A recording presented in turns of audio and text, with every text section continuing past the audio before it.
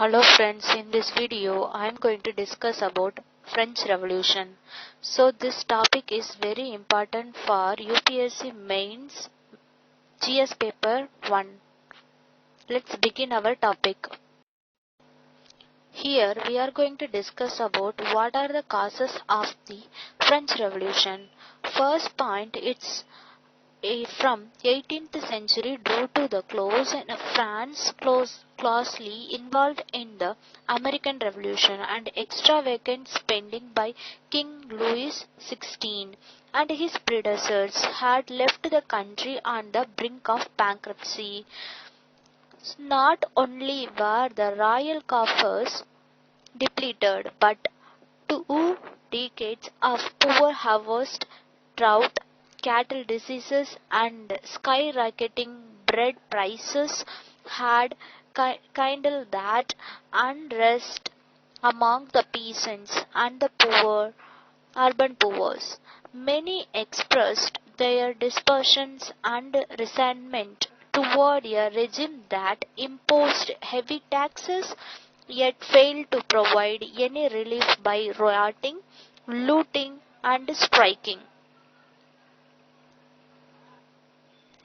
In the fall of 1786, Louis XVI, Controller General Charles Alexandre de Coligny, proposed a financial reform package that included a universal land tax from which the privileged classes would no longer be exempt. To garner support for these measures and forestall a growing aristocratic revolt, the king summoned the Estates General, an assembly representing France's clergy, nobility as well as the middle class, for the first time since 1614. The meeting was scheduled for May 5, 1789. In the meantime, delegates of the 3 estates from each locality would compile list of grievances to present to the king. But the rise of the third estate, France's population have changed considerably since 1614. The non-aristocratic members of the third estate now represented 98% of the people, but could still be outvoted by the other two bodies. So in the lead up to the May 5 meeting, the third estate began to mobilize support for equal representation and the abolishment of the noble veto. In other words, they wanted voting by head and not by status. While all of the other orders shared a common desire for fiscal and judicial reform as well as more representative form of government, the nobles in particular were loath to give up the privileges they enjoyed under the traditional system. Let's move on to next slide. This is based on tennis court vote.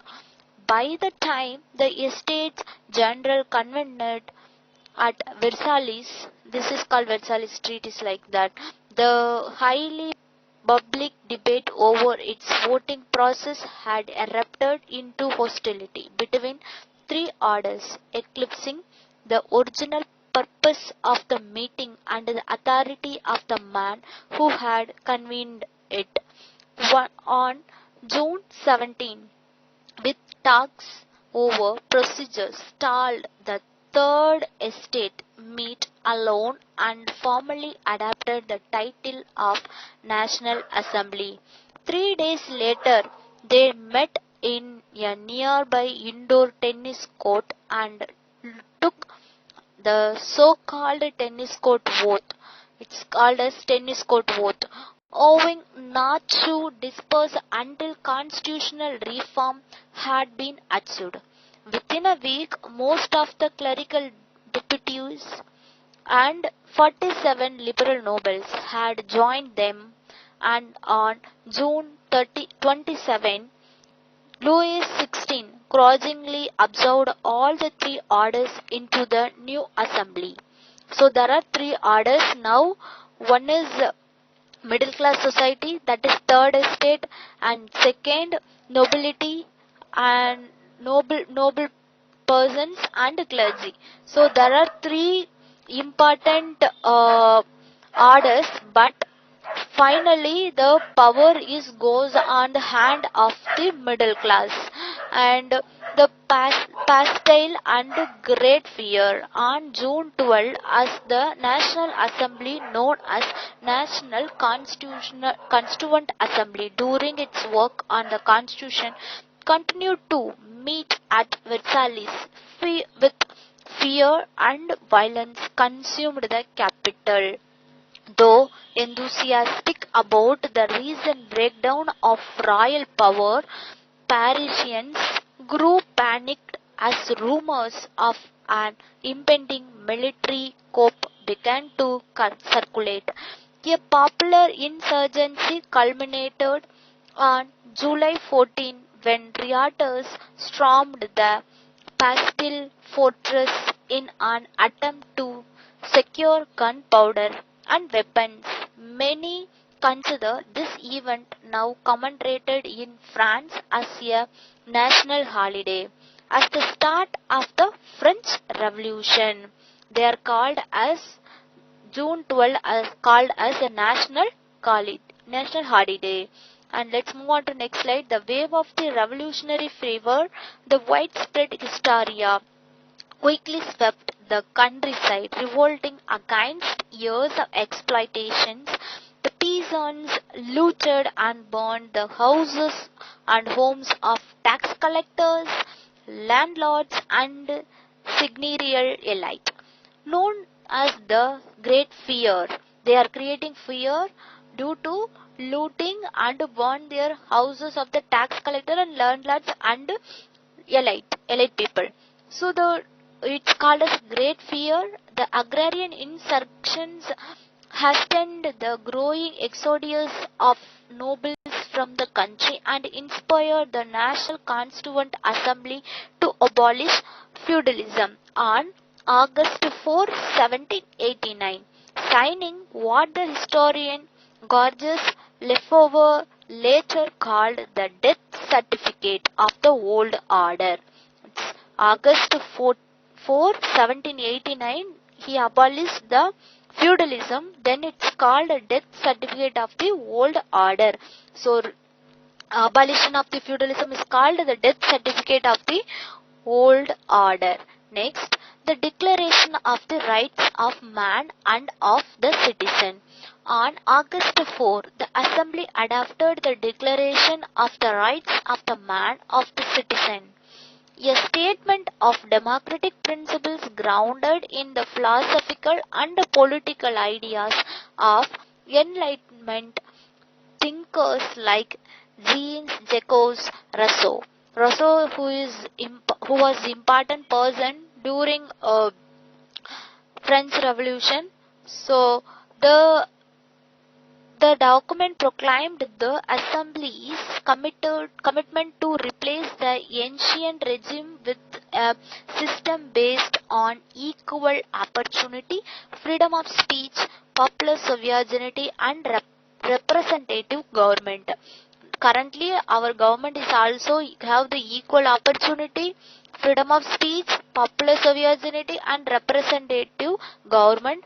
These all are borrowed from the French Revolution, and drafting a formal constitution proved much more of a challenge for the National Constituent Assembly, which had the added burden of functioning as a legislature during harsh economic times.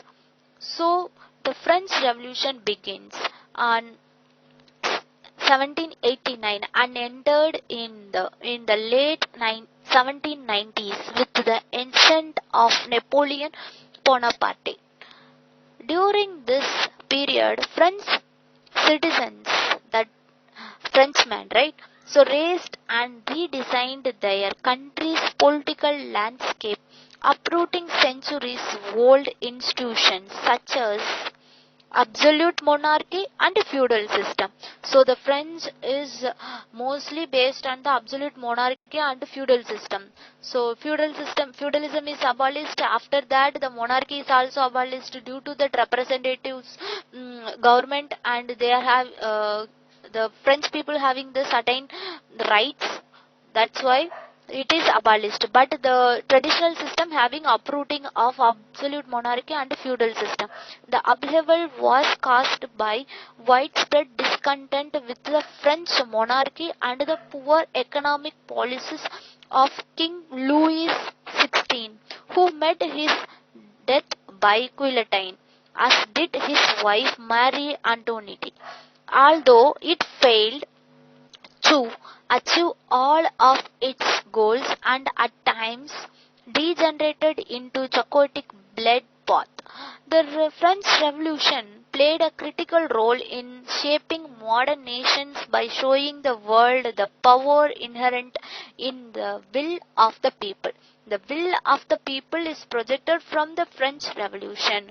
Next, for months, its members wrestled with fundamental questions about the shape and expanse of France's new political landscape. For instance, who would be responsible for electing delegates? Would the clergy owe allegiance to the Roman Catholic Church or the French government?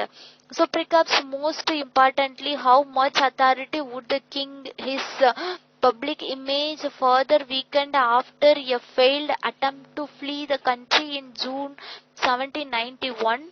Is it retained? No.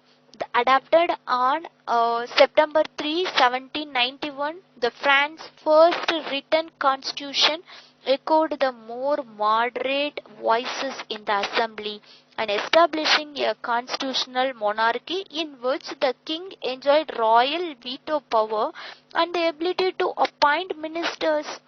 Again, the constituent monarchy is restored. So this compromise did not sit well with the influential radicals like Maximilien Robespierre and Camillien Desmoulins and Georges Danton, who began trumping off popular support for a more republican form of government. They need republican form of government, not monarchy. So for the trial of Louis XVI, what happened? The radicals, French Revolution turns become radicalized society. So in April 1792, the newly elected Legislative Assembly declared war on Austria and Prussia, where it believed that the French emergers were building counter-revolutionary alliances. It also hoped to spread its revolutionary ideals across Europe through warfare. On the domestic front, meanwhile, the political crisis took a radical turn when a group of insurgents led by the extremist Jacobins attacked the royal residence in Paris and arrested the king on August 10, 1792. The following month, amid a wave of violence in which the Persian insurgents massacred hundreds of accused counter-revolutionaries, the Legislative Assembly was replaced by the National Convention, which proclaimed the abolition of monarchy and the establishment of French Republic.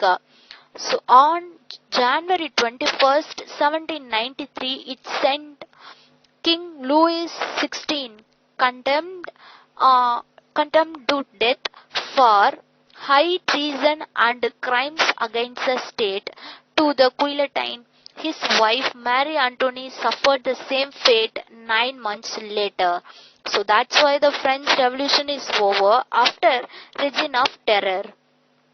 The following the king's execution, war with various European powers and intense divisions within the National Convention issued the French Revolution into its most violent and turbulent phase.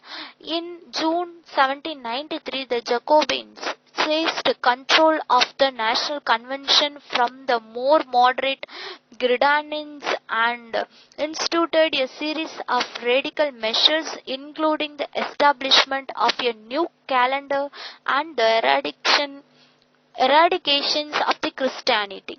So they are establishing new calendar and eradication of the Christianity. So they also unleashed the bloody reign of terror, a 10 months period in which suspected enemies of the revolution were guillotined by the thousands.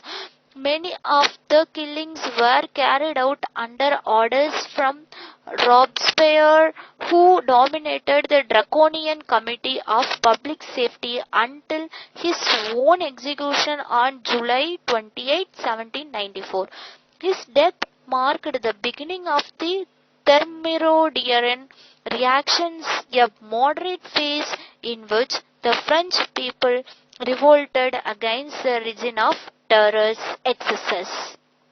Next, the French Revolution ends with the rise of Napoleon.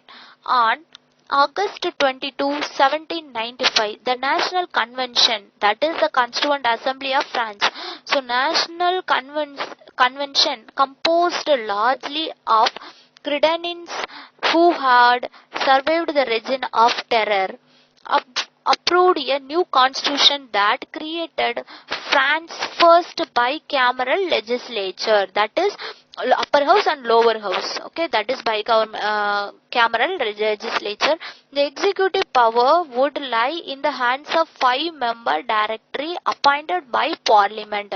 Royalists and the Jacobins protested the new regime but were swiftly silenced by the army, now led by a young and successful general named Napoleon Bonaparte.